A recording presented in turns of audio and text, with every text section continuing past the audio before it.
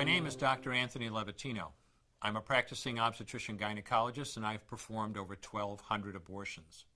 Today I'm going to describe a first trimester surgical abortion called suction D&C, dilatation and curettage. This is the most frequently performed abortion and is used typically from 5 to 13 weeks of pregnancy. After administering anesthesia, the abortionist uses a speculum like this.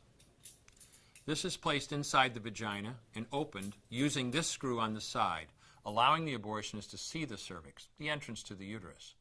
The cervix acts as a gate that stays closed for the duration of pregnancy, protecting the baby until it is ready for birth.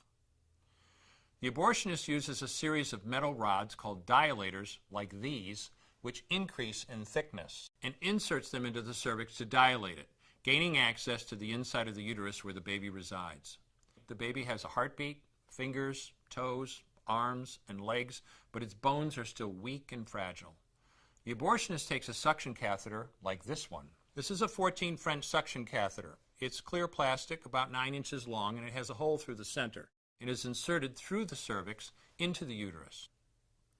The suction machine is then turned on with a force 10 to 20 times more powerful than your household vacuum cleaner.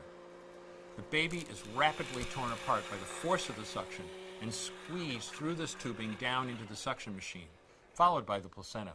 Though the uterus is mostly emptied at this point, one of the risks of a suction D&C is incomplete abortion, essentially pieces of the baby or placenta left behind.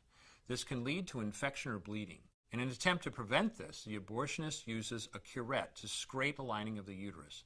A curette is basically a long-handled curved blade. Once the uterus is empty, the speculum is removed and the abortion is complete.